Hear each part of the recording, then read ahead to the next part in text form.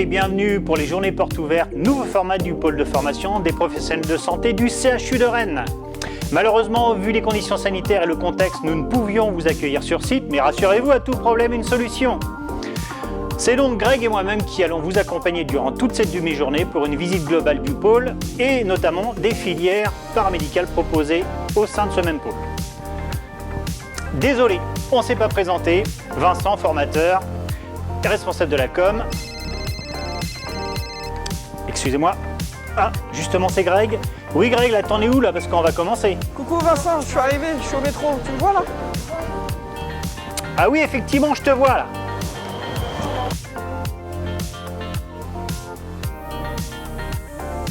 J'arrive dans 2 minutes. Ok, ça marche.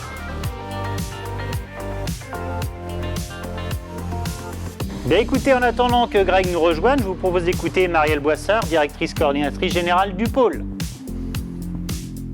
Merci Vincent, merci Grégory. Bonjour à toutes et à tous. Permettez-moi tout d'abord de me présenter. Je m'appelle Marielle Boissard. Je suis directrice des soins et notamment coordonnatrice générale du pôle de formation des professionnels de santé du CHU de Rennes. Tout d'abord, je vous remercie vivement pour l'intérêt que vous portez au PFPS et vous souhaite la bienvenue. Dans ce contexte sanitaire contraint, nous avons fait le choix d'organiser la journée portes ouvertes en format virtuel. Cette journée portes ouvertes virtuelle est le fruit de l'ensemble des professionnels du PFPS et aussi des étudiants et des élèves. Tous et toutes y ont mis tout leur talent afin de vous accueillir au plus près de la réalité. Cependant, rien ne remplace le contact humain. C'est la raison pour laquelle vous pourrez poser vos questions aux formateurs sur le chat durant la première heure de présentation du pôle. Vous pourrez ensuite poser vos questions en visioconférence via Google Meet la deuxième heure. Une visioconférence par filière vous est proposée. Ces visioconférences seront enregistrées et mises à disposition sur le YouTube du PFPS. À ce jour, notre PFPS forme chaque année près de 1200 étudiants et élèves pour 10 instituts et écoles de formation en sciences paramédicales et de maïeutique. Vous découvrirez en premier lieu l'Institut de formation des aides-soignants, l'Institut de formation des ambulanciers et le Centre de formation des assistants de régulation médicale. Ce dernier, qui a la particularité d'être le seul CEPHARM breton, ancré dans une dynamique interrégionale, du fait d'un partenariat avec les CEPHARM des CHU d'Angers et d'Orléans, ceci dans le cadre du groupement de coopération des hôpitaux universitaires du Grand Ouest. Ensuite, nous vous présenterons les formations de niveau licence avec l'Institut de formation en soins infirmiers et l'Institut de formation des manipulateurs en électroradiologie médicale. Une partie de la présentation sera consacrée à Parcoursup. En dernier lieu, vous découvrirez les formations de niveau master avec l'école des sages-femmes, l'école des infirmiers puériculteurs, l'école des infirmiers de bloc opératoire, l'école des infirmiers anesthésistes et l'Institut de formation des cadres de santé. Le PFPS est inscrit dans le groupement hospitalier de territoire Haute-Bretagne et travaille en partenariat avec les instituts du centre hospitalier de Fougères. Le PFPS propose entre autres un accompagnement pédagogique individualisé qui permet à chaque apprenant d'être acteur et auteur de son parcours de formation, de son entrée jusqu'à la diplomation. Il développe sans cesse des pédagogies innovantes grâce à une cellule pédago-technique fortement proactive, des équipements et des environnements porteurs d'apprentissage. Il offre aussi la possibilité de s'ouvrir à l'international puisque nous sommes labellisés Charte Erasmus et nous avons des partenariats hors Erasmus. L'équipe pluriprofessionnelle comprend 87 personnels. Elle est composée de cadres supérieurs, responsables de filière ou en transversalité, de cadres de santé formateurs, de formateurs, de documentalistes, d'un développeur multimédia, d'un technicien simulation, d'assistants administratifs et d'une équipe hôtelière. L'ensemble de ces professionnels mutualise ses compétences pour répondre aux projets pédagogiques des instituts et aux projets professionnels de l'étudiant ou de l'élève. Les professionnels des filières de formation sont fédérés autour d'un projet stratégique commun fondé sur l'interprofessionnalité. Les orientations de notre projet qui guident nos actions pour les 4 prochaines années comprennent tout d'abord la qualité en formation avec un processus de certification qui est en cours. Puis, le développement du processus d'universitarisation pour les filières niveau licence et master avec l'Université de Rennes 1. Ensuite, le développement de la recherche en soins et en santé. Puis, le développement de partenariats avec les équipes cliniques pour la politique de stage et les projets à l'international. Ensuite, le renforcement des projets communs dans le cadre du GHT Haute-Bretagne.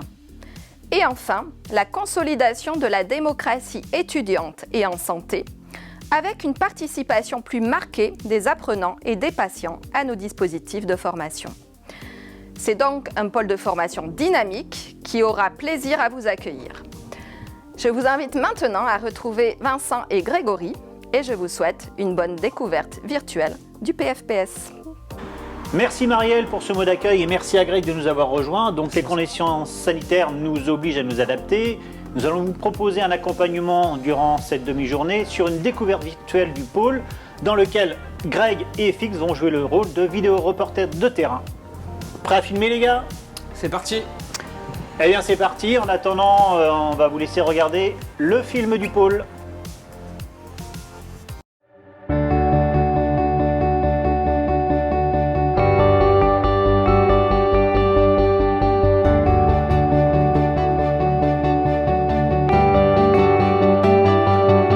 Apprendre. Empathie, Comprendre, prendre soin, Compétences. grandir, Accompagner. se construire, humanisme, Esprit d'équipe.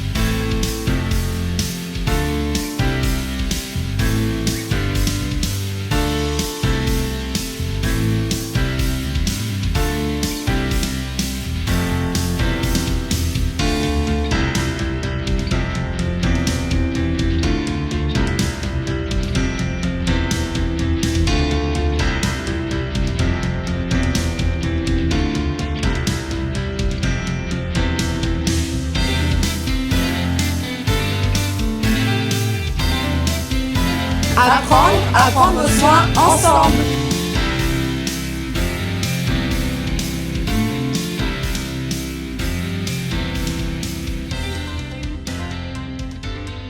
Donc vous avez pu voir le film institutionnel du pôle et constater qu'effectivement c'était un pôle en projet avec un enseignement de qualité qui utilise des méthodes pédagogiques très innovantes. Mais la priorité du pôle reste avant tout le bien-être des étudiants et leur accompagnement avec un seul et même objectif qui est leur réussite.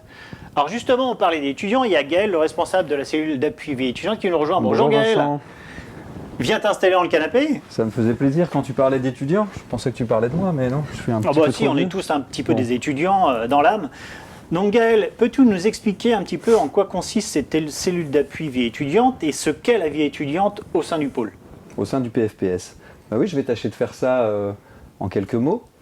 Alors la cellule d'appui vie étudiante elle a 3 objectifs principaux. Hein. Le premier, c'est d'essayer de promouvoir une réelle représentation de la vie étudiante adaptée et valorisante au niveau du PFPS, bien sûr, du pôle, mais aussi au niveau régional et aussi au niveau du territoire, si c'est possible. Le deuxième grand objectif, qui est assez dynamique et qui permet de valoriser vraiment le travail des étudiants, c'est l'accompagnement de projets. Et notamment, tu vois, tout à l'heure, je suis arrivé avec ce masque réutilisable. C'est un masque qui est issu d'un projet créé par la cellule d'appui vie étudiante et qui est à l'initiative des étudiants. Donc c'est un masque de catégorie 1 en tissu qui permet une bonne respirabilité, avec un objectif aussi de promouvoir l'écologie pour éviter le fait qu'on rejette des masques jetables tous les jours, etc., 2 fois par jour, même parce qu'il faut les changer tous les 4 heures. Donc c'est le type de projet que la cellule d'appui à la vie étudiante a pu proposer dernièrement. Et le troisième grand objectif, qui est plus sur la formation, sur les formations elles-mêmes, parce qu'il faut quand même qu'on parle plutôt d'étudiants-élèves, je trouve, parce que sur le pôle, on a des étudiants, mais également des élèves. Et donc, cet objectif, ce serait de les impliquer vraiment dans le dispositif de la formation, hein, et dans la vie institutionnelle en général.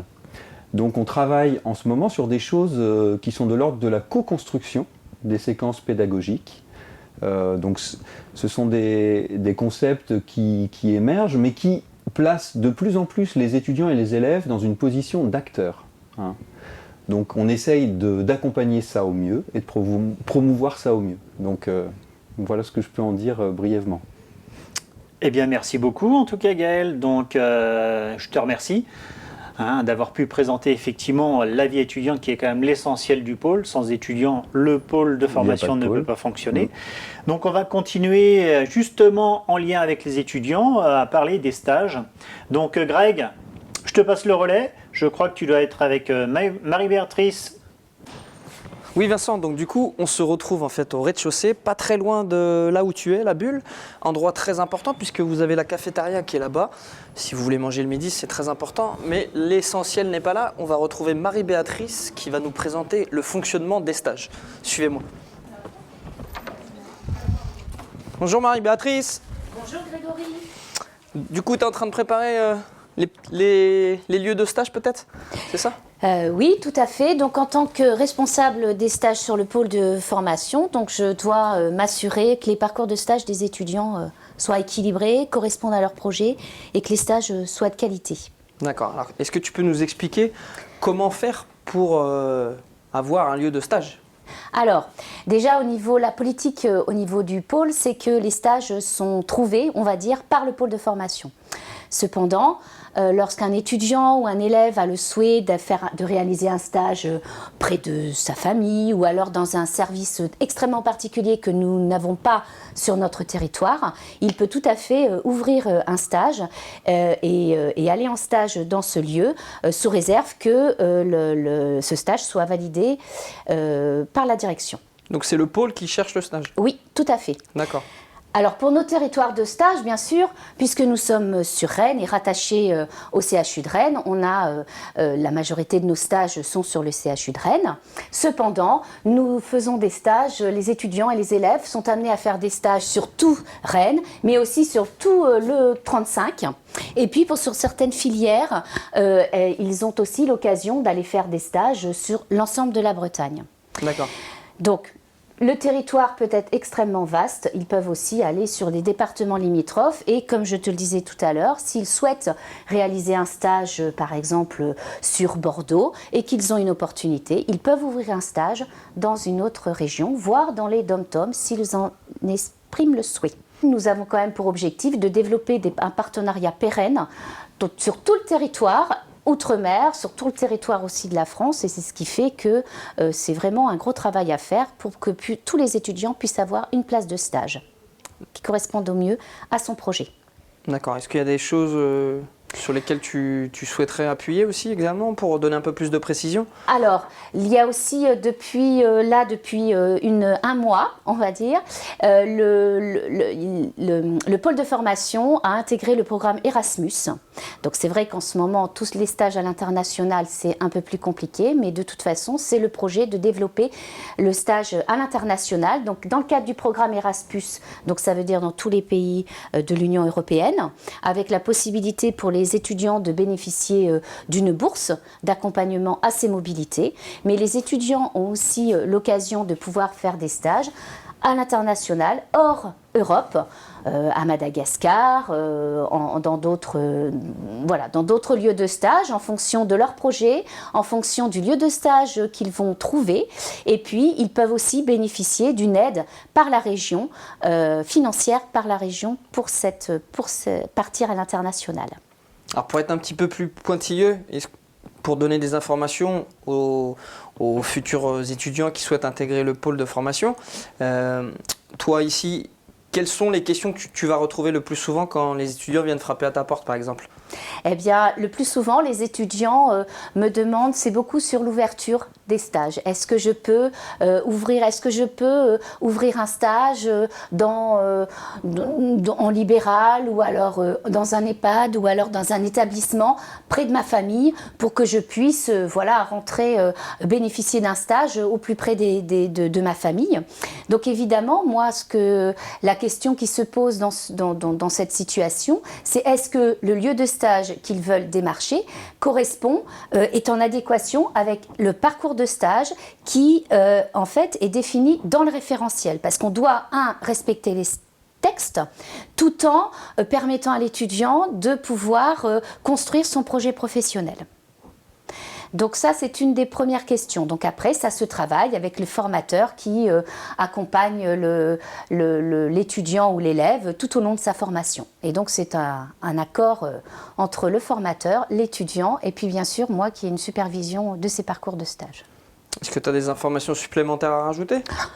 Écoute, je ne pense pas. C'est un travail qui demande que nous puissions beaucoup communiquer ensemble. Merci Marie-Béatrice. Vincent, je te rends l'antenne. Je suis attendu par Jean-Paul en simulation. Je me dépêche. Oui Greg, justement j'étais en train de lire un bouquin sur les stages. La transition est donc toute faite, mais au préalable, nous allons faire un focus sur l'innovation pédagogique au sein du pôle, et plus particulièrement une méthode basée sur l'apprentissage par la simulation. Greg, c'est à toi. Le centre de simulation, un endroit que je connais parfaitement puisque j'y travaille au quotidien en tant que technicien. On va retrouver Jean-Paul, le coordinateur du centre. Suivez-moi.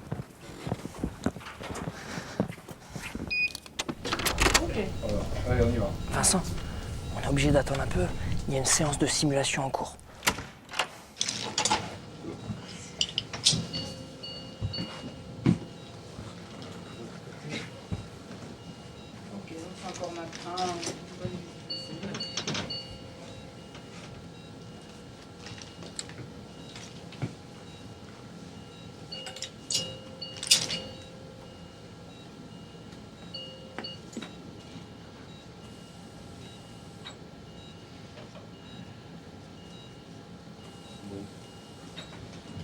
C'est symétrique? J'arrive.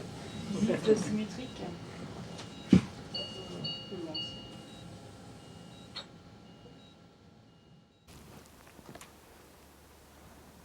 Ah, Jean-Paul. C'est bon, Greg. Super, le scénario vient de se terminer. Parfait. On va pouvoir rentrer. Ok. Suivez-moi. Suivez-nous.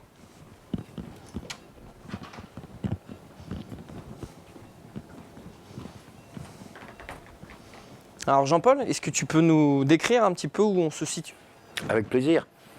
Nous sommes ici dans une des salles du centre de simulation. Alors, elle est équipée ici pour un scénario d'anesthésie, d'où ce matériel un petit peu important. Et puis aussi de la présence de Paul, qui est un mannequin haute fidélité. Alors, on appelle mannequin haute fidélité parce que ce mannequin, il peut parler, il peut ouvrir les yeux, il peut fermer les yeux, il peut respirer, et on peut lui prendre son pouls, on peut entendre battre son cœur, on peut le perfuser, lui mettre une sonde vésicale. Il a vraiment de nombreuses qualités. Et il est disponible pour les 10 filières du pôle de formation.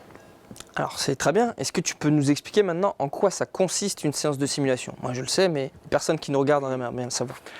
Alors une séance de simulation, c'est quoi? C'est on crée une situation clinique au travers d'un scénario que l'on veut le plus proche possible de la réalité. Mais ce n'est pas la réalité. Et justement, les étudiants, ils peuvent aller jusqu'au bout de leur raisonnement, jusqu'au bout de leur action. Il n'y a aucune conséquence ni pour le patient, ni pour l'étudiant. Quand bien même il y aurait quelques errements ou erreurs, ce sera justement l'occasion d'y réfléchir tous ensemble, d'en discuter, afin de les éviter dans la vraie vie. Et cela permet d'acquérir des compétences. Ah, exactement. C'est justement, alors ici, des compétences techniques pour faire face, par exemple, à des situations assez rares que l'étudiant ne rencontrera pas en stage. Je pense à une détresse respiratoire majeure, à un arrêt circulatoire ou même un simple malaise. Mais on peut aussi apprendre à communiquer, apprendre à acquérir des compétences relationnelles. Le nombre de scénarios est quasi infini. Ici, nous sommes dans un environnement technique, mais nous pouvons aussi faire des scénarios dans un environnement beaucoup moins technique et reproduire des chambres de patients adultes ou pédiatriques ou des chambres à domicile, par exemple. Je vous propose d'aller voir la deuxième salle de simulation. Venez avec moi. Quelle aventure!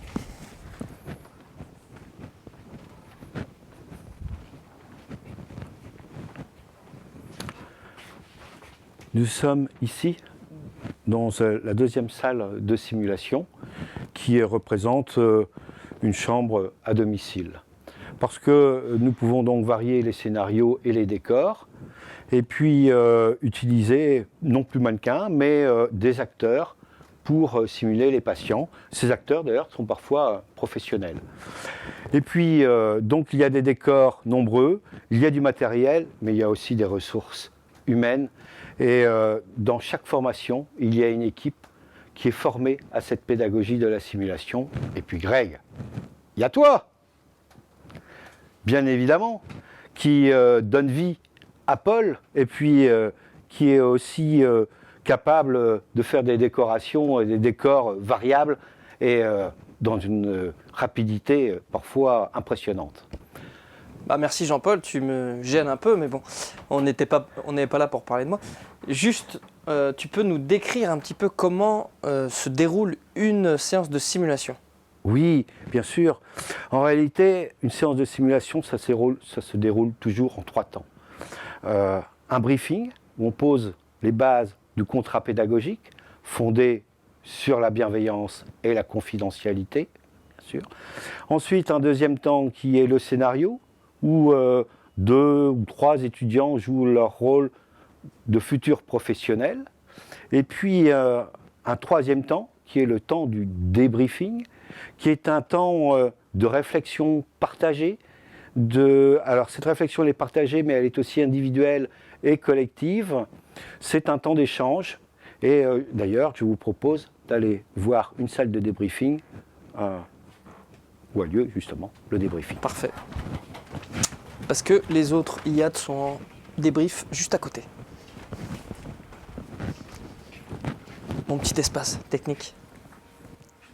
Du coup, salle de débrief? Exactement. Vous voyez, donc à l'écran, il y a la reproduction de la scène que l'ensemble des étudiants peut observer. Et ici a lieu la discussion, le débriefing, ce temps de partage, de réflexion commune.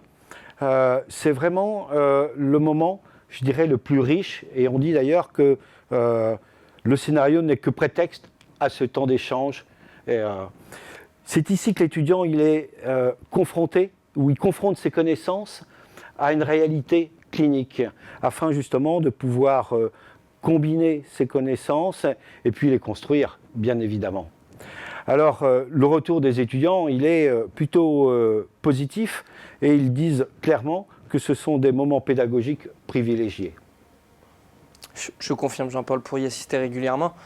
Il y a un truc qui est important en simulation, c'est tout ce qui se passe en simulation. Reste en simulation, oui. Bienveillance et confidentialité, c'est justement ce qui permet de se construire réellement et d'aller jusqu'au bout de ces réflexions en toute sérénité. L'objectif est de former des étudiants réflexifs qui sont capables d'interroger leur pratique tout au long de leur vie professionnelle. Voilà, Greg, ce que je voulais vous dire. Et puis, si vous avez d'autres questions, n'hésitez pas à utiliser le chat ou les mythes pour les poser. À bientôt, au plaisir de vous revoir. Merci Jean-Paul. Vincent, à toi. Je profite d'arriver dans ce lieu si singulier qu'on appelle la bulle pour aller à la rencontre de Karine, l'une des 4 documentalistes du centre de documentation. Bonjour Karine. Bonjour Vincent. Alors Karine, première question que j'aurais envie de te poser, c'est pourquoi ce nom si original de la bulle? Ce petit nom, la bulle, a été choisi par les étudiants. Comme tu peux le constater, il y a différents espaces de travail fermés et arrondis. Derrière toi se trouve la salle informatique équipée de 21 ordinateurs. Cette salle est accessible à tout moment aux étudiants sur les horaires d'ouverture de la bulle, c'est-à-dire de 8h à 19h du lundi au jeudi et de 8h à 16h le vendredi. En ce moment, nos horaires sont restreints à cause de la crise sanitaire, mais nous espérons retrouver nos horaires habituels à la rentrée. À espérer. Je vois qu'il y a d'autres petits lieux aux alentours. Oui, en effet, on a 3 bulles de travail qui permettent d'accueillir les étudiants en petits groupes. Elles sont équipées d'un paperboard, d'un canapé et d'une switchball. Donc tout ce qu'il faut pour travailler dans de bonnes conditions. Et les canapés sont particulièrement appréciés. Oui, les canapés, je les ai testés, effectivement, ils sont très agréables. Donc au niveau des documents, qu'est-ce que vous proposez? Alors on a différents types de documents. Nous avons 40 revues spécialisées, dont 14 abonnements numériques. Donc l'étudiant les interroge à distance de chez lui, ce qui est bien pratique en période de crise sanitaire. Vous avez des livres, bien sûr. Oui, bien sûr, en santé, en soins infirmiers, psychologie, philosophie, etc. Nous proposons aussi un choix de romans, de témoignages, de DVD et de bandes dessinées. Comment a-t-on accès à votre fonds documentaire? Alors, notre fonds documentaire est consultable à distance sur le site internet du PFPS, sous l'onglet « Espace de ressources ».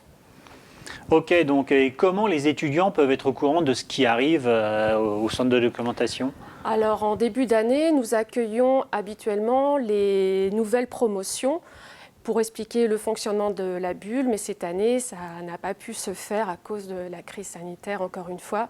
Donc nous avons développé avec l'équipe technique une application réalité virtuelle que nous avons déposée sur Moodle, la plateforme d'apprentissage en ligne du PFPS. Et donc tout y est expliqué sur cette application. Bah, Voilà. Merci Karine, est-ce que tu aurais quelque chose à rajouter? Alors, à bientôt, je l'espère. Et sinon, en attendant, vous pouvez aller sur nos réseaux sociaux, Twitter et Facebook. Bah, merci pour cette présentation. Alors, effectivement, on a vu que c'était riche en ressources diverses et surtout la qualité de l'équipe au niveau de l'accueil. Vous accueillez aussi bien des étudiants, élèves, mais aussi des professionnels du CHU. Oui, tout à fait. Et on se fera un plaisir, mes 3 collègues documentalistes et moi-même, pour vous accueillir à l'accueil de la bulle. Eh bien, merci. Nous allons donc pouvoir continuer sur la présentation des filières initiales.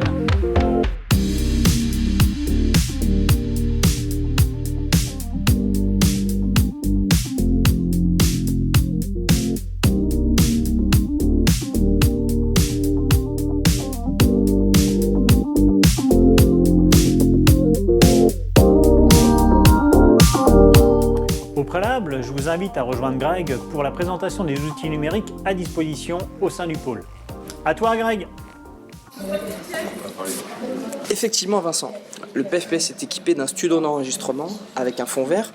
On y retrouve Aurélie et Béatrice qui sont en train d'enregistrer une séquence pédagogique numérique. On va voir ce que ça donne. Bonjour Aurélie, bonjour Béatrice. Salut Greg. Et on est justement en train de filmer une séquence pédagogique sur le fond vert.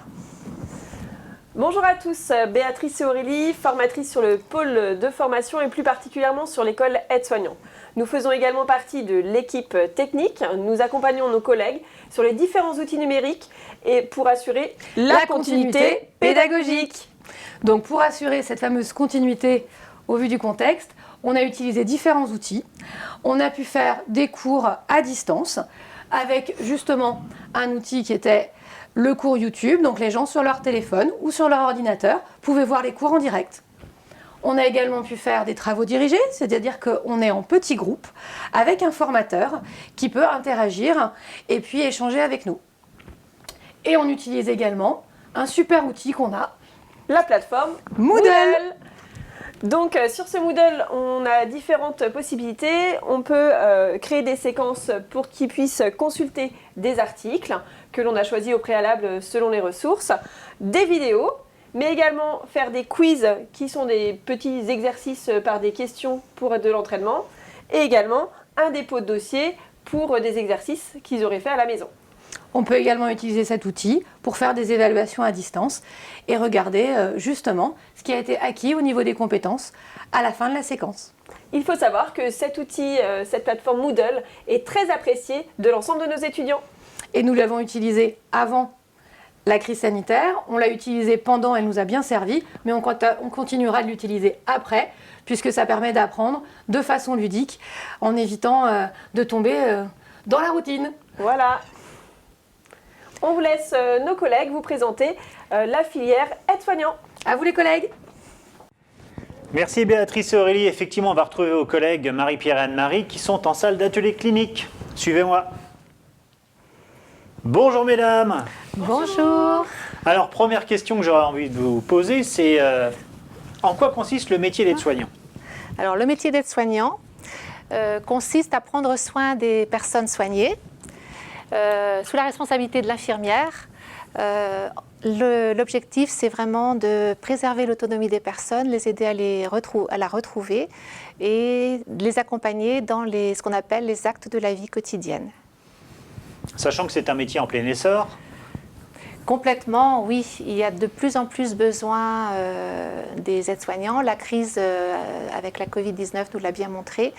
L'aide-soignant peut exercer dans beaucoup de domaines, en structure de soins, en court séjour, en long séjour, à domicile, auprès des personnes handicapées.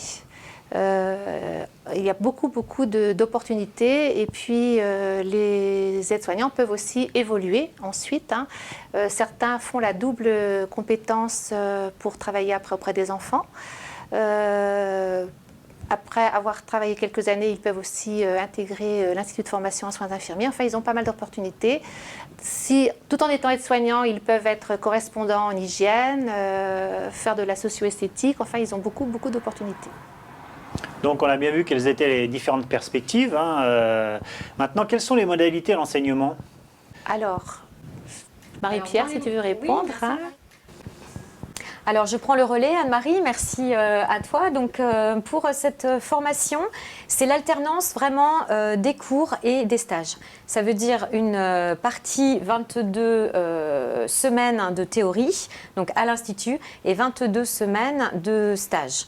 Donc le parcours de stage, les stages, c'est le pôle en fait qui trouve les stages dans différentes... C'est très polyvalent.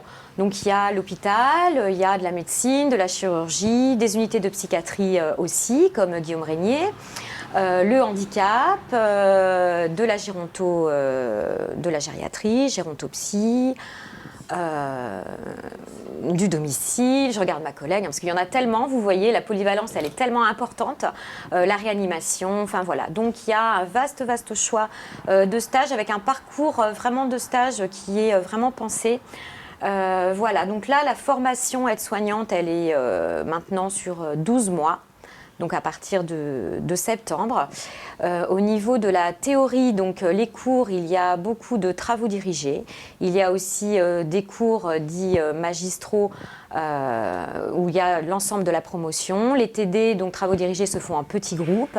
Donc voilà, on sait s'adapter et on attend des soignants qui s'adaptent.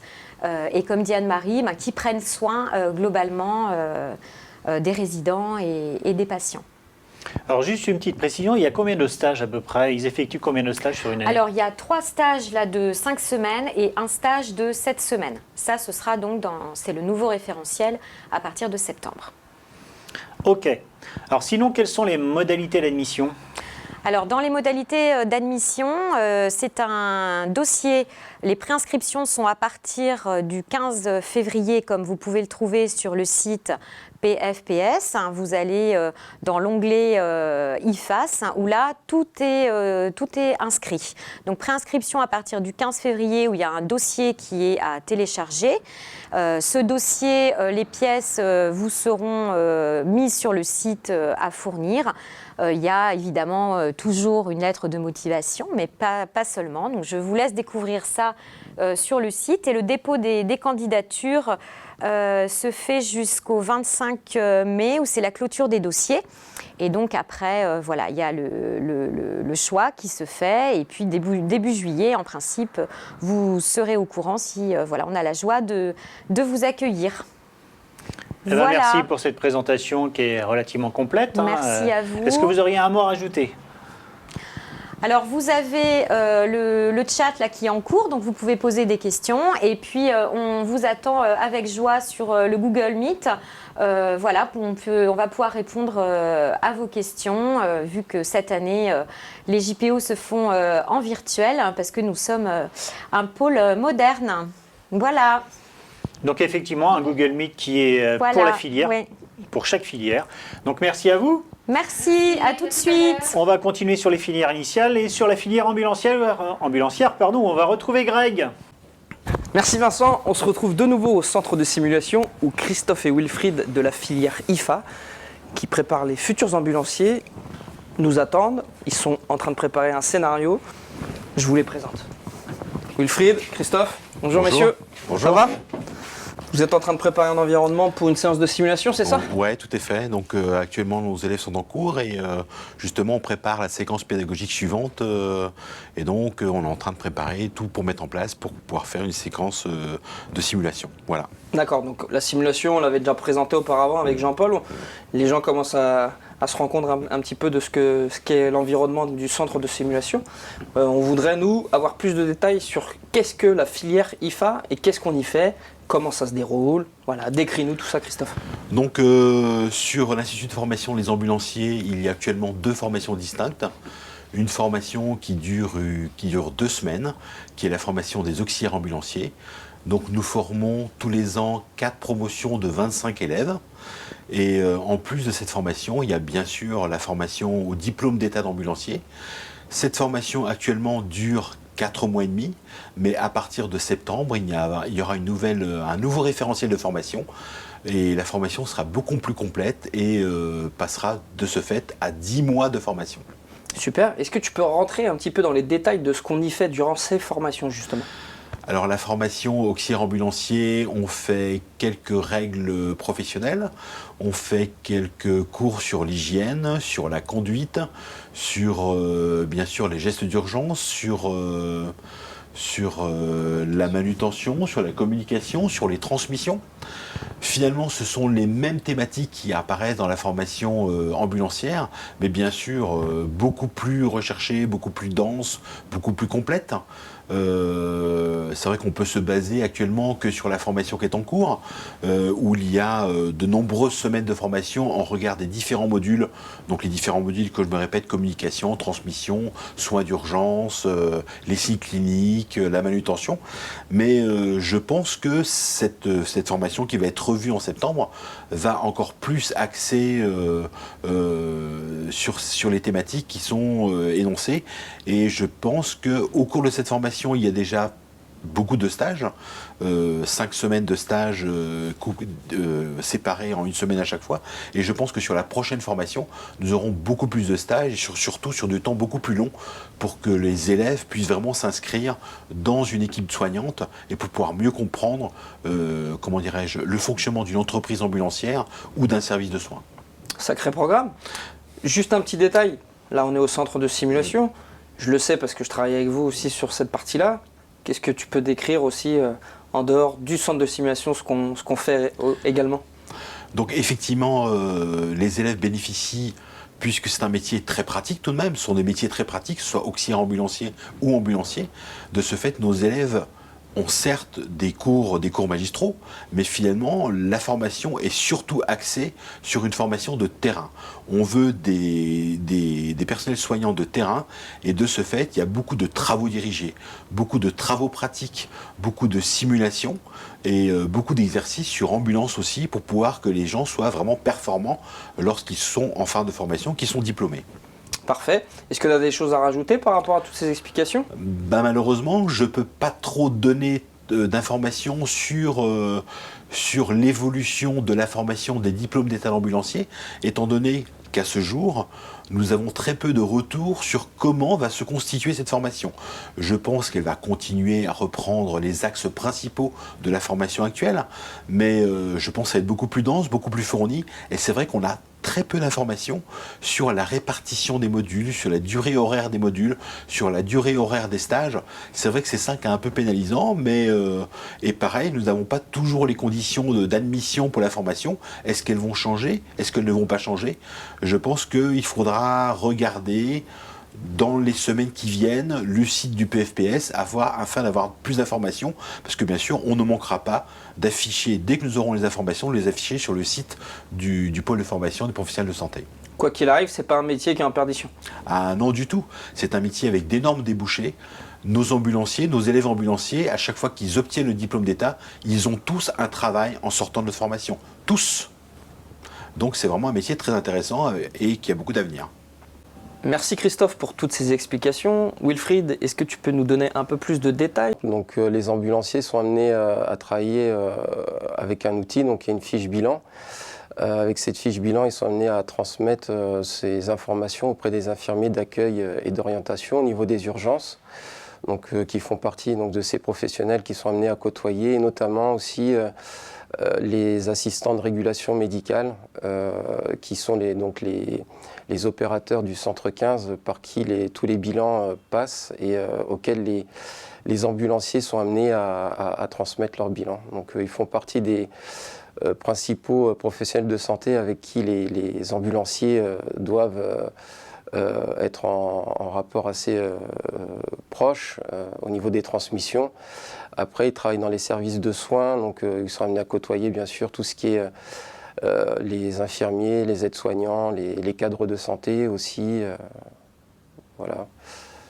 Merci Wilfried, merci à vous deux. La transition est parfaite parce que je crois que Vincent est avec Emmanuel au niveau du CEPHARM. Je te rends l'antenne. À tout à l'heure. Oui Greg, je me dirige vers les salles d'enseignement du CEPHARM, donc en RJ02 notamment, où je ne vais pas retrouver Emmanuel dans un premier temps, mais Géraldine qui est la responsable de la filière et qui est la coordinatrice du niveau 3 et 4.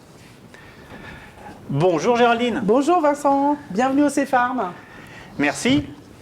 Donc le CEPHARM justement, c'est une école qui est ouverte depuis un an et demi il me semble. Donc pourrais-tu nous dire ce qui a motivé justement cette création de filière au sein du PFPS? Alors tu as raison, l'école elle est ouverte depuis janvier 2020. On est actuellement en cours de notre deuxième promotion, donc on avait ouvert exceptionnellement une promotion en janvier, une promotion en septembre, et puis ça y est, maintenant on ouvre à chaque fois en septembre. Alors ce qui a présidé à la décision de l'ouverture des CEPHARM, c'était, comme l'a dit Marielle précédemment, la volonté d'inscrire notre partenariat auprès des hôpitaux universitaires du Grand Ouest, donc avec Angers et Orléans. Le CHU de Rennes était l'établissement le plus évident en termes de positionnement, puisqu'il est référence à Musonal sur toute la Bretagne jusqu'au Val-de-Loire et au centre. Donc c'était une des premières raisons. La deuxième, c'est vrai que quand on a commencé à travailler au projet d'initiation du CEFARM, on avait aussi une volonté propre à la Bretagne de mettre en avant nos spécificités maritimes, le secours en mer, colorer un peu notre projet pédagogique autour de ces spécificités qui nous sont propres. Et c'est pour ça qu'on a passé aussi un partenariat avec Saint-Brieuc, avec Brest. On est en train d'étendre aussi un petit peu nos relations avec Le Havre, puisque eux aussi ont cette spécificité-là, pour permettre ensuite à nos futures armes de pouvoir, en termes d'employabilité, avoir cette compétence supplémentaire par rapport à d'autres CEFARM sur le territoire national. La dernière chose par rapport au CEFARM dont je souhaitais te parler, c'est que ce qui va finir d'ancrer le CEFARM au sein du pôle de formation, mais aussi au sein de l'établissement du CHU de Rennes, c'est qu'on connaît le métier d'arme, ça y est, on communique dessus. Je crois que les gens ont bien compris que quand ils avaient un appel à passer au SAMU, c'est ces personnes-là qui étaient au premier décroché. Aujourd'hui, on envisage, puisque le CHU de Rennes est SAS pilote, donc le service d'accès aux soins qui sera développé sur tout le territoire national à partir de 2022-2023. Dans la mesure où Rennes était pilote, il va s'agir de former des nouveaux opérateurs au téléphone, donc qui seront aux côtés de l'arme en salle de régulation, qu'on appelle des opérateurs de soins non programmés, qui eux seront sur toute la filière en réponse téléphonique à toutes les questions hors urgence, plutôt tournées vers la médecine libérale, la médecine générale, voire les spécialités, psychiatrie, urgence dentaire, etc. Voilà. Pour peut-être finaliser de prendre connaissance du CEFARM, le mieux c'est que je vous laisse avec Emmanuel qui vous expliquera le déroulement, l'admission, les contenus, etc. Eh bien, merci à toi Géraldine. Merci à vous. Et belle fin de journée. Merci. Donc effectivement, on va retrouver Emmanuel qui est le formateur référent du CEFARM dans une salle emblématique de l'enseignement du CEFARM justement.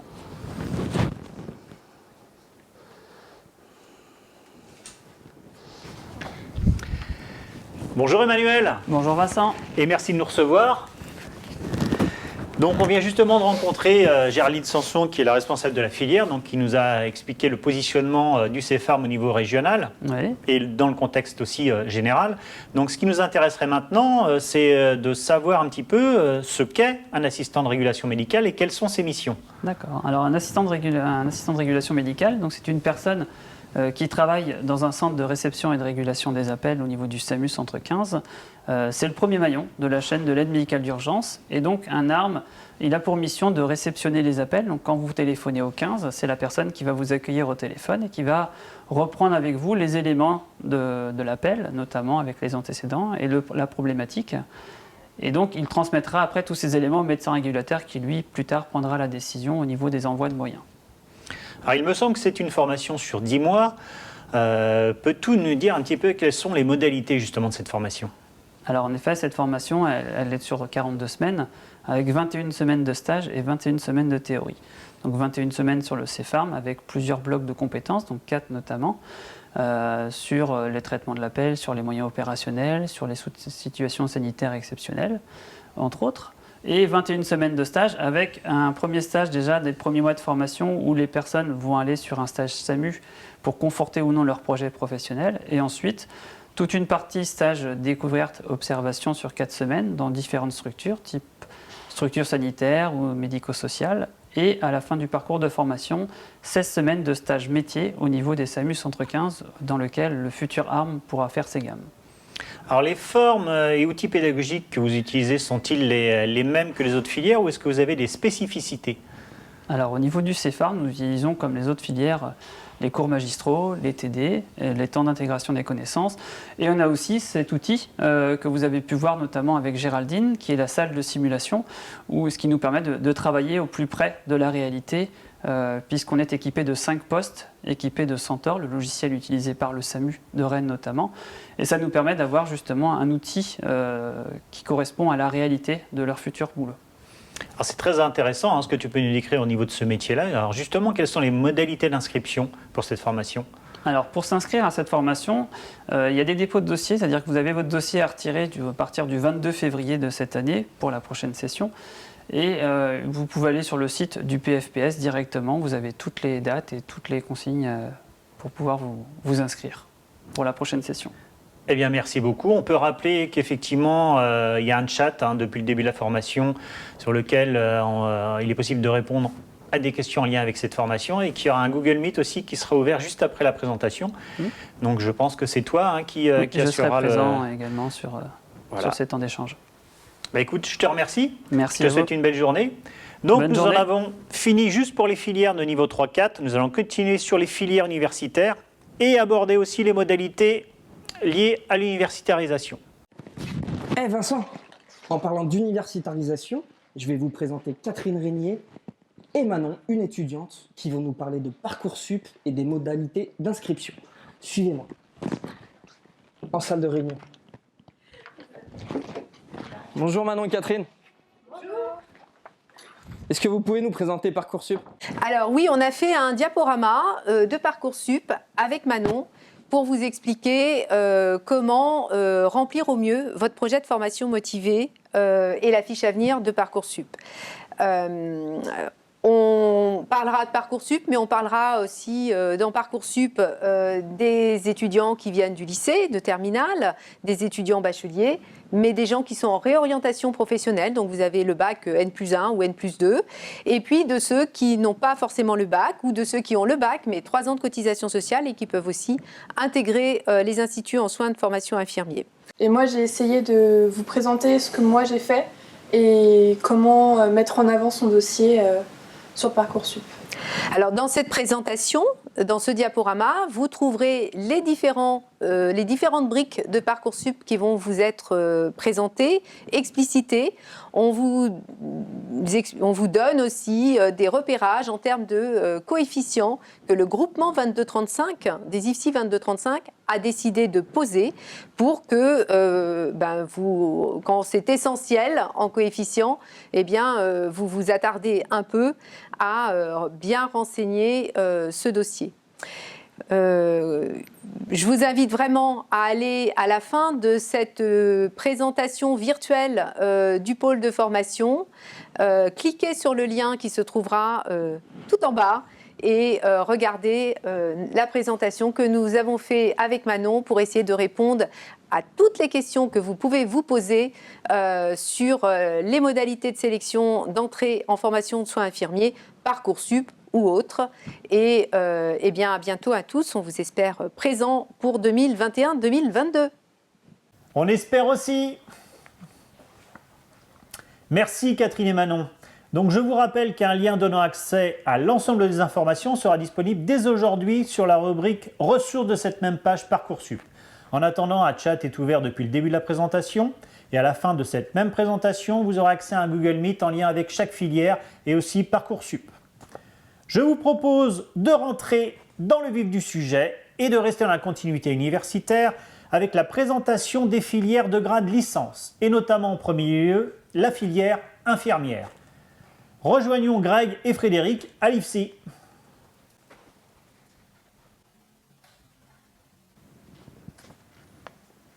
Alors tout à fait Vincent, donc du coup je rejoins Frédéric dans l'amphithéâtre Arvor qui va nous présenter la filière infirmière. C'est le responsable des IFSI. Suivez-moi. Bonjour Frédéric. Bonjour. Alors du coup, comme on a prévu, je te laisse le soin de présenter la filière IFSI, la filière infirmière. D'accord. Bon, ben merci. Donc, vous voulez devenir infirmier, eh ben, c'est un très bon choix. Comme vous le savez, vous devez passer par la plateforme Parcoursup pour vous inscrire, en donnant le maximum d'informations sur vous pour qu'on fasse une étude tout à fait pertinente de votre dossier d'inscription. Alors la formation infirmière dure 3 ans. Elle est divisée en 6 semestres, 50% d'enseignement théorique, 50% d'enseignement pratique, qui sont surtout représentés par des stages cliniques. Chaque stage clinique dure entre 5 à 10 semaines en fonction des semestres, et il y a un stage par semestre. Les stages sont très variés. Vous pouvez faire des stages en chirurgie, en médecine, en gérontologie, en psychiatrie, etc., etc. Il y a différentes typologies de stages et en fonction de votre parcours de stage, eh bien, les stages donc, varient d'un semestre à l'autre.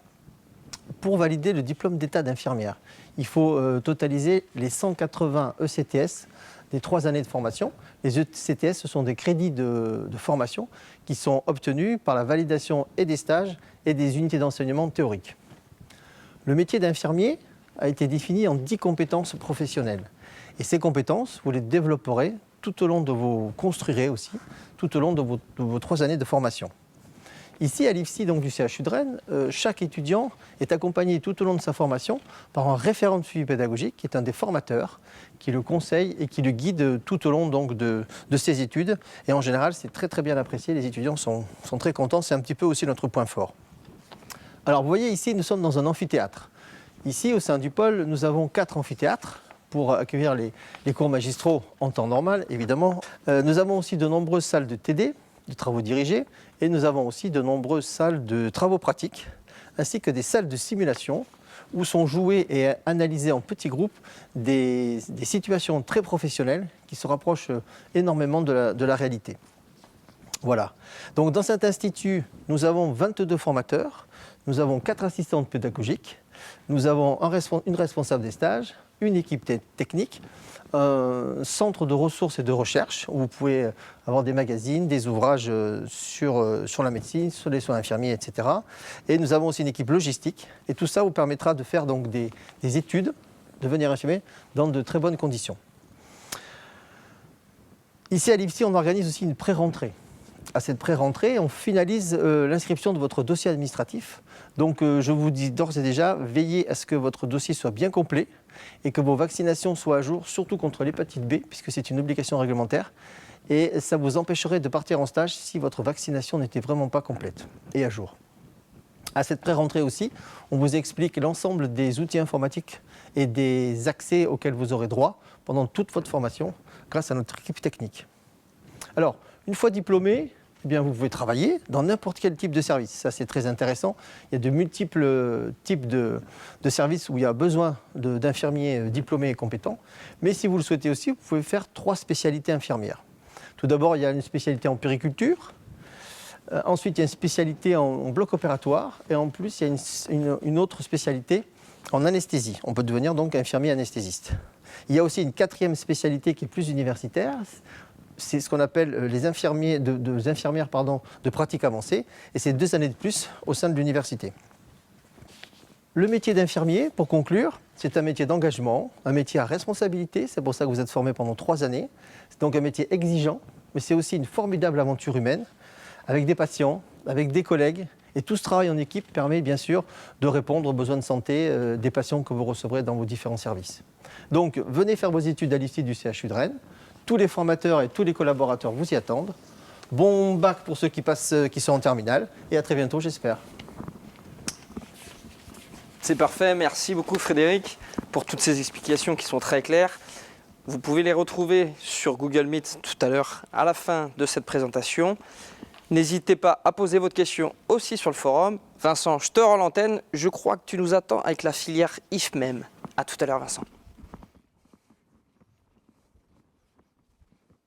Oui Greg, nous allons donc continuer sur les filières initiales et notamment avec l'IFMEM, les manipulateurs radio. Et justement, je vois Sylvie, la responsable de l'IFMEM, qui nous rejoint. Bonjour Sylvie. Bonjour Vincent.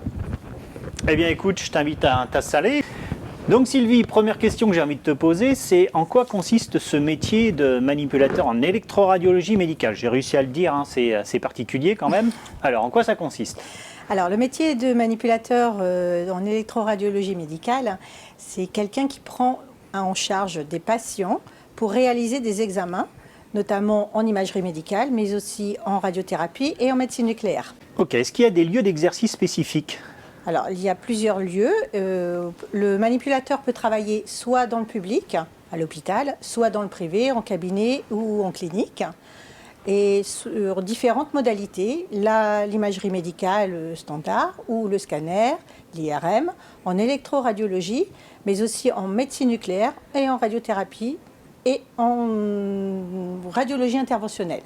Alors justement, Sylvie, tu nous as parlé de modalités. Quelles sont les modalités de la formation? Alors, la formation, elle se déroule sur 3 années, donc, et en alternance en théorie et en pratique. Il y a 2100 heures de théorie et 2100 heures de pratique sur les 3 années. Ok, donc concrètement, au niveau des stages, comment ça se passe? Ce sont des stages de combien de temps? C'est en alternance avec quel nombre de semaines de cours? Alors, si on prend par exemple la première année, il y a sur le semestre 1, 6 semaines de stage et sur le semestre 2, 8 semaines de stage. Et le reste, ce sont des cours en théorie, soit en présentiel, soit en distanciel. Sinon, pour permettre l'acquisition des connaissances et des compétences professionnelles, quels sont les outils pédagogiques que vous utilisez et les formes pédagogiques aussi?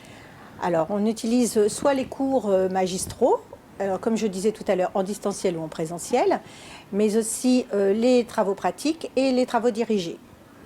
Et notamment la mise en place, vu la situation sanitaire, des cours en distanciel a été très bénéfique pour les étudiants qui ont pu continuer à suivre la scolarité. Ok, justement, qui nous a été présenté par Aurélie et Béatrice tout à l'heure. Donc effectivement, c'est quelque chose qui se développe de plus en plus. Concernant donc l'entrée dans cette formation, donc, il y a certainement un protocole, une démarche à suivre. Quelle est-elle? Alors actuellement, c'est l'inscription sur Parcoursup pour les bacheliers et les non-bacheliers en dernière année en terminale. Il faut plutôt avoir un bac à orientation scientifique parce qu'il y a beaucoup de physique dans la formation qui est très centrée quand même sur la physique. Mais pas que non plus, hein. Physique, chimie, biologie, ça ce sont des matières que l'on regarde au cours des études des dossiers sur Parcoursup. Ok, donc la rentrée est prévue quand, la prochaine? En septembre 2021 et théoriquement le 1er septembre. Je souhaite qu'il y ait beaucoup de dossiers à étudier sur Parcoursup et que vous faisiez partie de la prochaine rentrée avec nous, parmi nous. Bah, c'est tout ce qu'on souhaite aux futurs postulants en tout cas. Donc on rappelle qu'il y a un chat qui est mis à disposition depuis le début de l'ouverture des JPO et qu'il y a aussi un Google Meet qui va être assuré par des membres de la formation, de la filière, hein, c'est ça? Voilà, vous allez pouvoir retrouver 2 formateurs qui vont répondre à vos questions et avec lesquels vous pourrez discuter pendant cette journée. Et sinon, il y a le site du PFPS sur lequel on peut trouver toutes les informations inhérentes à la formation manipulateur radio. Voilà, tout à fait. Merci Sylvie. Merci Vincent. Belle journée à toi. À toi aussi. Nous allons donc continuer la présentation des filières initiales, mais au préalable, je vais donner la parole à Marielle qui va nous parler des filières master.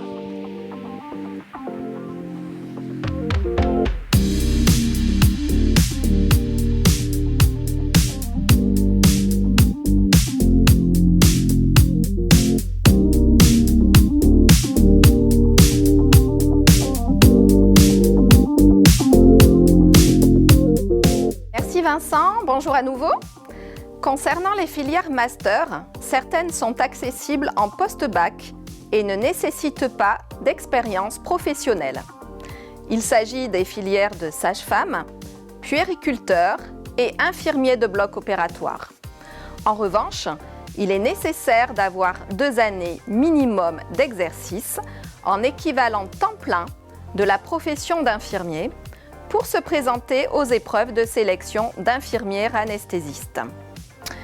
Et il est nécessaire de justifier de 4 ans d'exercice effectif à temps plein en tant que professionnel soignant de la rééducation ou médico-technique pour la formation des cadres de santé.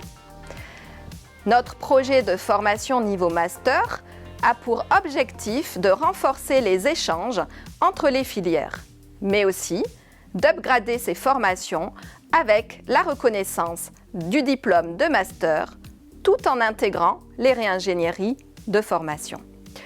En effet, la formation d'infirmier de bloc opératoire est en cours de refonte.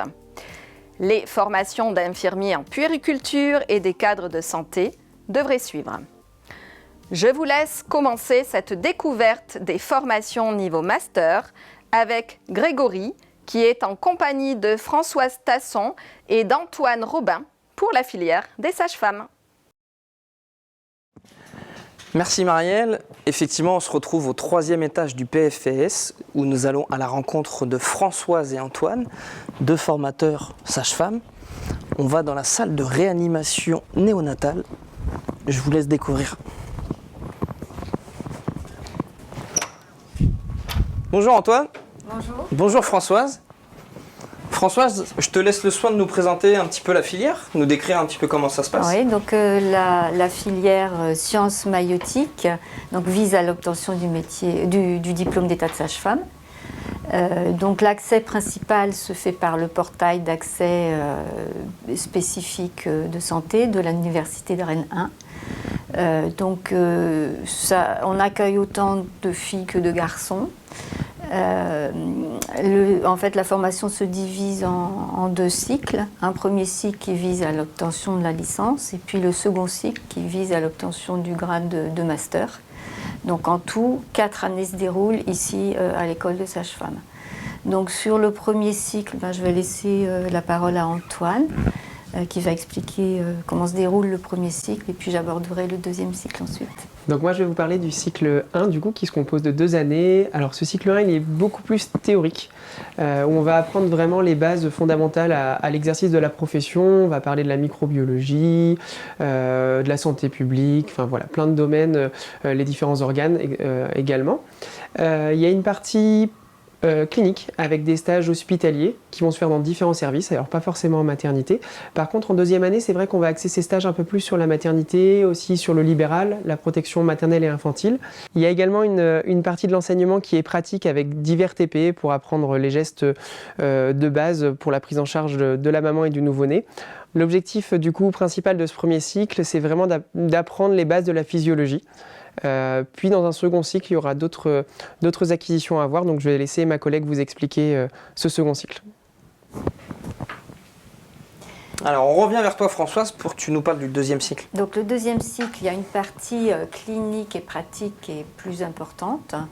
Et puis sur la partie théorique, en fait, les enseignements sont plus axés sur la pathologie, donc la pathologie obstétricale, la pathologie pédiatrique, la pathologie gynécologique. Les enseignements sont réalisés par différents intervenants qui viennent du milieu libéral, du milieu hospitalier, du milieu universitaire. Ils sont tous experts dans leur domaine. Et puis il y a une grosse partie clinique et pratique, donc l'enseignement se fait aussi à l'école de sage-femme, notamment sur la réanimation néonatale. La confrontation sur le terrain au métier est permanente tout au long de la formation. Ça permet en fait de se plonger dans la réalité des exigences du métier et apporte aussi à l'étudiant la possibilité de construire progressivement ses apprentissages en étant accompagné par les professionnels. Alors Antoine, est-ce que tu peux nous en dire un peu plus sur l'approche pédagogique s'il te plaît ? Alors il y a différentes approches pédagogiques. Il y a la pédagogie directe avec des cours magistraux standards. Et il y a une approche un peu plus interactive avec des travaux pratiques, des travaux dirigés. On a aussi beaucoup d'ateliers de simulation médicale pour mettre vraiment les étudiants en situation professionnelle. Il y a également des ateliers de raisonnement clinique qui permettent vraiment aux étudiants de tester leurs aptitudes à la prise en charge des patientes et de leurs nouveau-nés. En transversal, il y a aussi des bases sur la psychologie qui permettent vraiment une nouvelle fois d'englober une prise en charge complète de la mère, de son enfant et surtout de la parentalité. Le passage d'une année sur l'autre est conditionné par la réussite à différents examens semestriels qui sont à la fois théoriques et pratiques. Et alors sur ce point, sur les évaluations pratiques, la collaboration est étroite avec les maternités et puis les sages-femmes. Un mémoire de fin d'études est aussi intégré à la validation du diplôme. L'étudiant est vraiment partie prenante de son apprentissage et de son parcours, de la construction de son parcours de stage. Et puis l'école en fait reste à une dimension humaine, en fait, ce qui permet un accompagnement personnalisé tout au long du parcours. C'est parfait, merci Antoine, merci François. Je pense que là, vous avez toutes les explications qu'il faut pour intégrer l'école de sage-femme. Vincent, je te redonne la main parce que je crois que tu vas attaquer d'autres formations. À toi Vincent. Merci Greg. Nous avons donc fini la présentation des filières initiales. Nous allons passer maintenant aux filières de spécialisation et notamment aux IPDE, les infirmières puéricultrices. Nous allons retrouver Sylvie. Oui. Sylvie, peux-tu nous dire ce que tu fais? Oui, bien sûr. Écoute, j'étais en train de finaliser la préparation d'un atelier clinique, tu vois, avec un prématuré dans son incubateur. Ça aide les étudiants à préparer leur départ en stage. Et puis, c'est vrai que on a la chance d'avoir du matériel pour pouvoir préparer et créer des environnements de soins au plus proche de la réalité. Et ça nous permet de créer notamment des scénarios pour la simulation en santé. On sait que c'est très puissant pour l'apprentissage. Et on peut créer comme ça des environnements en pédiatrie, mais aussi en PMI, protection maternelle et infantile, et même dans les établissements d'accueil du jeune enfant avec des bureaux de directrices ou de directrice adjointe, puisque ce sont un exercice que peut aussi être amené à mettre en œuvre la puéricultrice. Alors sinon, pour les formes pédagogiques, on aime bien varier les formes pédagogiques parce qu'on sait que pour développer les compétences, c'est le meilleur moyen. Donc on fait aussi des ateliers d'analyse de pratiques professionnelles pour encourager la réflexivité des étudiants. Donc ça, on fait plutôt ça par demi-groupe de 15 étudiants à leur retour de stage. On en fait un certain nombre dans l'année. Alors il y a bien sûr aussi des TD, des CM. Alors on a la chance aussi d'avoir une plateforme Moodle pour faire des activités en e-learning. Alors c'est vrai que sur notre formation, qui est une formation régionale, puisqu'on est la seule école de la région, ça intéresse bien les étudiants, puisqu'on a certaines étudiantes qui viennent de Brest, par exemple, et ça donne beaucoup de souplesse au dispositif. Voilà, donc sinon on fait aussi beaucoup de travaux de groupe. On met vraiment l'accent sur la conduite de projet, et puis on met aussi l'accent sur la recherche puisqu'on vise maintenant une formation de niveau master avec l'intégration universitaire. Alors avant de parler de la recherche, parce que je pense qu'il y a des supports que tu vas nous présenter, au niveau des lieux d'exercice, quels sont-ils ? Alors la néonatologie, mais aussi la réanimation néonatale, réanimation pédiatrique, il y a les services d'urgence, les services de pédiatrie spécialisée, les soins de suite et de réadaptation. La puéricultrice, elle peut travailler aussi auprès de l'enfant en situation de handicap. Elle ne travaille pas seulement auprès du tout petit et du jeune enfant. La puéricultrice, elle travaille vraiment auprès de l'enfant de 0 à 16 ans, auprès de l'enfant, mais aussi auprès bien sûr de ses parents et de sa famille. Donc en extra-hospitalier, on peut aussi avoir des secteurs, comme je disais tout à l'heure, la PMI et puis la crèche en tant que directrice. Donc elle a aussi des fonctions managériales à laquelle on la prépare en formation. Ok, donc pour en revenir justement aux travaux de recherche, tu peux nous les présenter, nous dire ce qu'il en est exactement ? Alors oui, tout à fait. Vous voyez là-bas des posters qui sont issus de leurs travaux de mémoire. Donc des posters, ça peut être un support qui présente à leur soutenance. C'est vrai qu'on valorise vraiment l'activité recherche sur ce niveau de formation. On est dans la continuité, dans la poursuite de ce qu'ils ont pu faire en initiation en IFSI, en formation initiale. Et puis, alors ces travaux qui sont de bonne qualité peuvent même amener à des publications tous les ans et voire à des prix. Ok, alors maintenant, comment est-ce qu'on peut, quelle démarche on a à suivre pour pouvoir rentrer dans cette école d'infirmière puéricultrice ? Alors c'est un accès sur concours, il y a un écrit pour l'admissibilité et puis un oral. Alors vous pouvez retrouver toutes les infos sur le site que je vous invite à consulter. Il y a 30 places par an, donc une seule école sur la région Bretagne, donc sur Rennes. C'est une formation qui est ouverte aux infirmiers et infirmières. Qui peuvent avoir de l'expérience de quelques années, mais ça s'adresse aussi, ils peuvent candidater en 3e année de formation infirmière.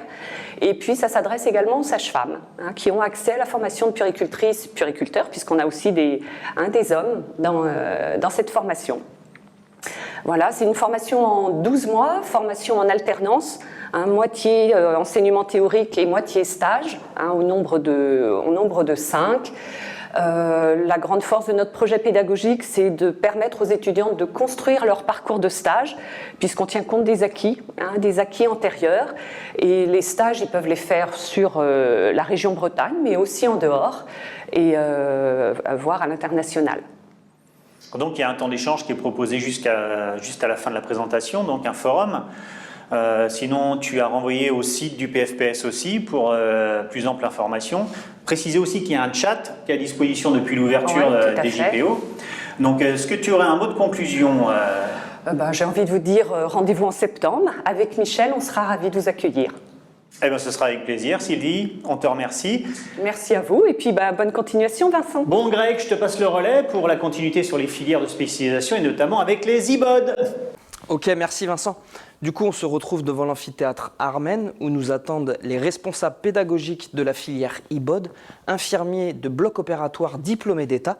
Je crois que Anne, Steven et Jeanne nous attendent. Ils viennent juste de finir leur visio, puisque cette salle est équipée de visio. On rentre. Effectivement, ils sont là. Bonjour Jeanne, bonjour Anne, bonjour Steven. Bonjour Greg.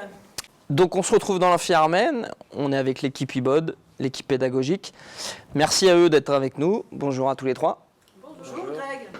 Donc on va pouvoir commencer par la présentation de la filière avec Jeanne.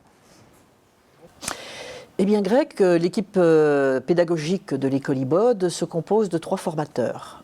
Steven Parot, qui est donc IBOD formateur, Anne Vagneur, qui est cadre de santé IBOD formateur, et qui en plus, bénéficie pour l'école d'un DU d'hygiène, ce qui renforce, on va dire, une capacité au niveau apport, au sens même du, on va dire, pas du cœur métier, mais qui fait partie du cœur métier IBOD, dans la prévention du risque infectieux.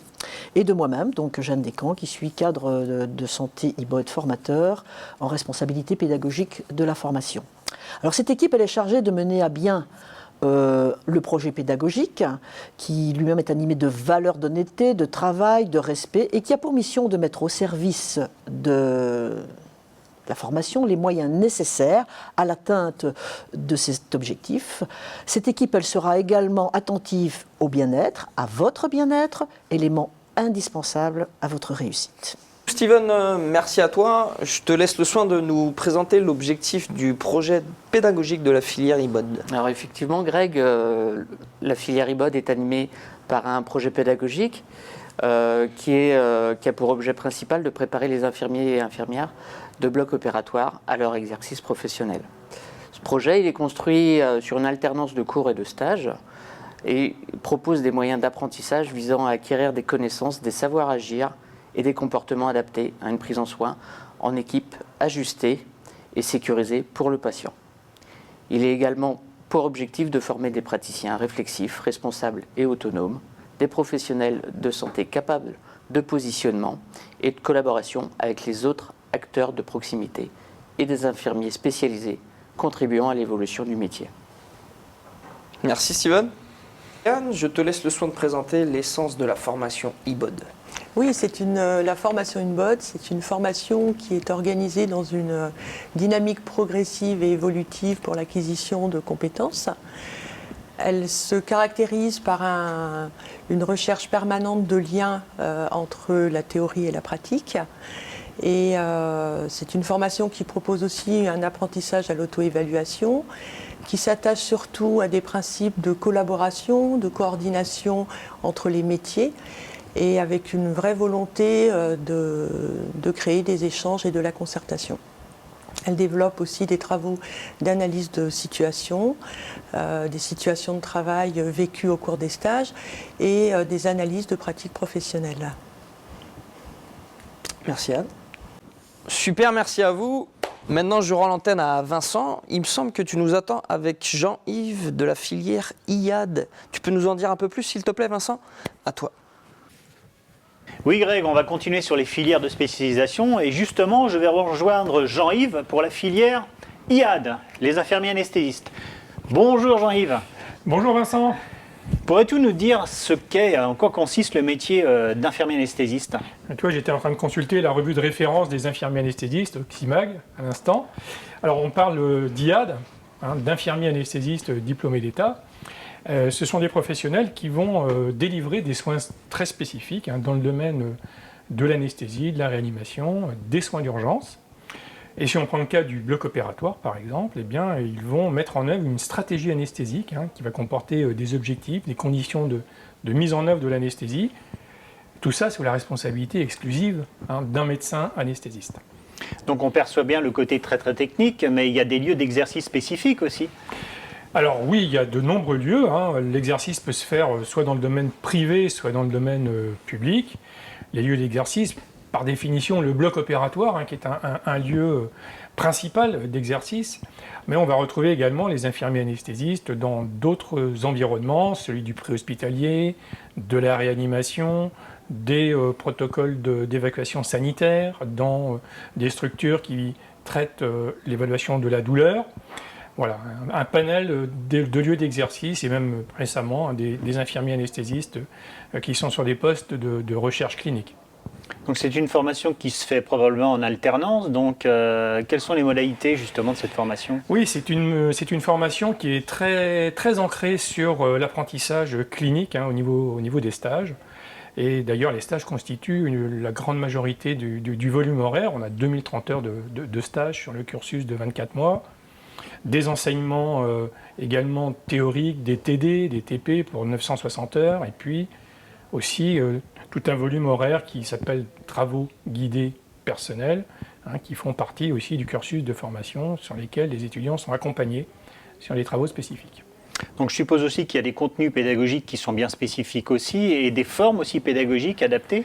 Effectivement, les contenus pédagogiques, ils sont depuis 2012 réalisés sur une maquette universitaire. Donc on fonctionne en semestre, on fonctionne en ECTS, on fonctionne également avec des unités d'enseignement en ce qui concerne ce dispositif de formation. Et puis pour le reste, eh bien, les modalités pédagogiques, on a la chance ici d'avoir un PFPS avec des outils pédagogiques qui sont très intéressants et on en profite aussi dans le cursus IAD, donc notamment le e-learning, de la simulation, qu'elle soit procédurale ou centrée sur le développement des compétences non techniques, de la classe inversée, des formations en module hybride. Voilà, on a un panel d'outils pédagogiques qui nous permet de diversifier les différentes propositions que l'on pourrait réaliser pour les étudiants infirmiers anesthésistes. Donc on va parler de quelque chose qui intéresse au premier lieu les futurs candidats, c'est quelle est la démarche à suivre pour pouvoir rentrer à l'école d'anesthésiste? D'infirmier anesthésiste, soyons précis, Vincent. Alors pour le coup, pour rentrer en formation d'étudiant, eh bien il faut d'abord avoir réalisé au moins 2 ans d'exercice infirmier, l'année où on présente le diplôme. Et puis il y a un concours qui se déroule en 2 parties, une première partie qui est constituée d'un écrit, et pour les étudiants, les futurs étudiants et les professionnels qui obtiendront une note supérieure à la moyenne, eh bien, ils seront reçus pour un oral, pour une épreuve finalement d'admission dans le cursus de formation. Et ici, à Rennes, on a 25 places disponibles pour la rentrée 2021. Eh bien, je te remercie. Aurais-tu un mot de conclusion? Alors, un petit mot de conclusion, c'est que venez dans notre formation à Rennes. Nous avons la chance de pouvoir proposer dans le cursus également un DU douleur en parrainage avec la formation de la faculté de médecine. Et puis, il faut le préciser, la formation des infirmiers anesthésistes conduit à un diplôme d'État qui, lui, confère un grade master, comme les sages-femmes, les orthophonistes et plus récemment les IPA. Donc venez dans la formation IAD. En tout cas, ça donne envie. Je te remercie. Et on précise quand même qu'effectivement, il y a un chat qui est ouvert depuis le début des JPO. Absolument, un chat qui est ouvert. Vous aurez un professionnel de la formation IAD qui sera disponible pour répondre à l'ensemble de vos questions. Et puis, dans une deuxième partie, une activité Google Meet qui vous permettra d'être plus précisément renseigné et sur la possibilité de répondre à des questions un petit peu plus précises que vous auriez à nous poser tout au long de la journée. Et on peut rajouter aussi que sur le site du pôle de formation, il y a aussi toutes les informations inhérentes à la formation d'infirmier anesthésiste. Absolument, toutes les informations que je viens de vous donner et bien plus encore, bien plus détaillées, sont accessibles et notamment l'accessibilité au concours qui se fait directement sur ce site. Ben merci à toi Jean-Yves pour ce temps accordé et je te souhaite une belle journée. Merci, et à très bientôt. Je vais continuer ma lecture. On va donc continuer la présentation avec la dernière filière de spécialisation qui est l'école des cadres où Greg doit être avec Éric Desébédavy. C'est parfait, merci Vincent. Donc on termine notre tour d'horizon sur les filières master avec les cadres de santé. Je crois que Éric est dans notre studio d'enregistrement en train de préparer sa présentation. Effectivement. Bonjour Éric. Ah, bonjour Greg, ça va? Ouais, du coup tu nous attendais pour faire ta présentation?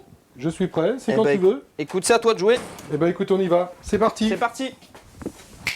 C'est parti Greg, on y est. Eh ben c'est parfait Éric, tu vas pouvoir nous expliquer comment tu définirais le métier de cadre de santé et ses différentes fonctions. Je vais te donner quelques mots-clés.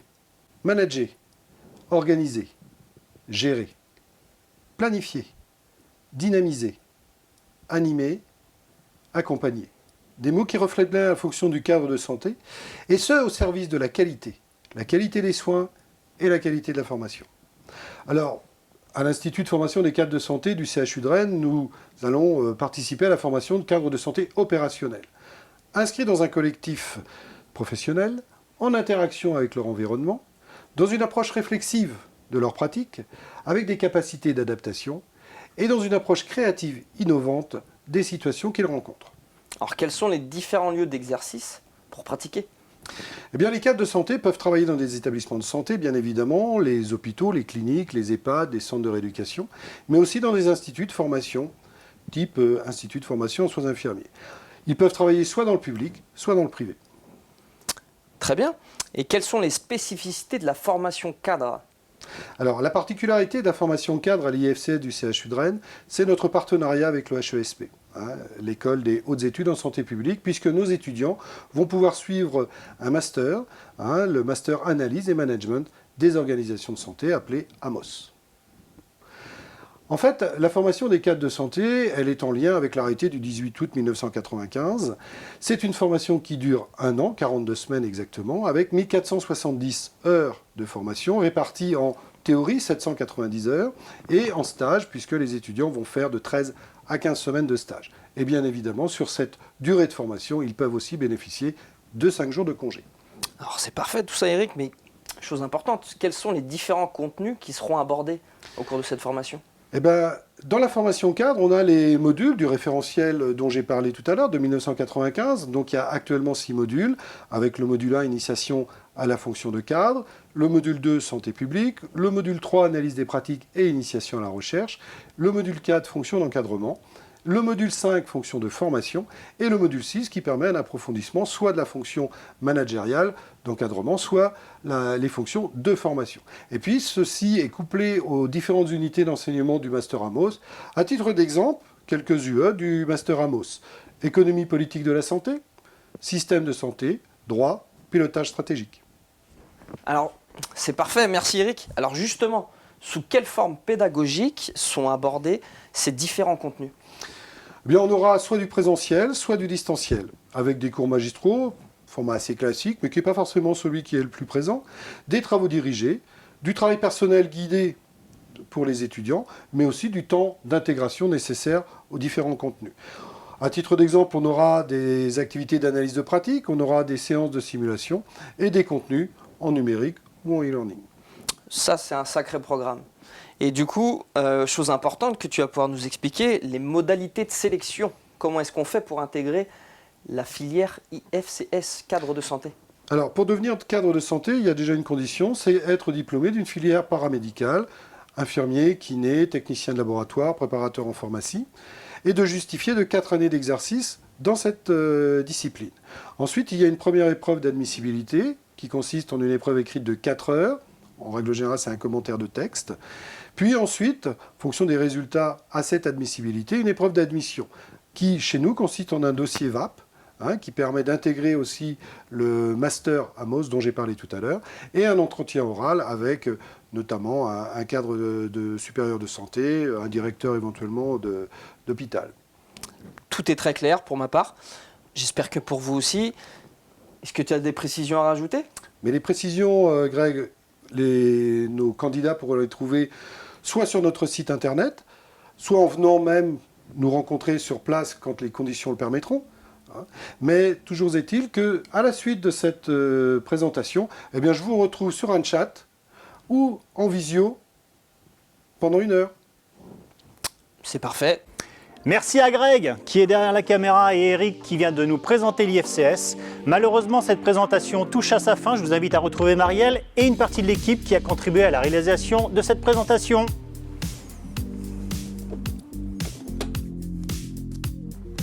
Merci beaucoup Vincent. Donc cette présentation touche à sa fin. Nous espérons bien sûr que cette présentation virtuelle vous aura permis d'éclairer, voire de conforter votre projet professionnel. Vous avez pu le constater, le pôle de formation des professionnels de santé du CHU de Rennes se démarque par son dynamisme, son sens de l'innovation, sa diversité et sa créativité.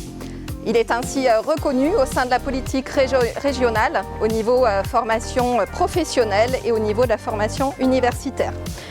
Donc un grand merci à tous, les élèves, les étudiants, les équipes qui ont grandement contribué à transformer cette journée portes ouvertes sur un mode virtuel. Et nous vous invitons bien sûr à continuer à communiquer avec nous via notamment les formulaires de contact par filière sur le site internet. Donc merci à tous et puis nous espérons vous accueillir en présentiel ici au plus vite.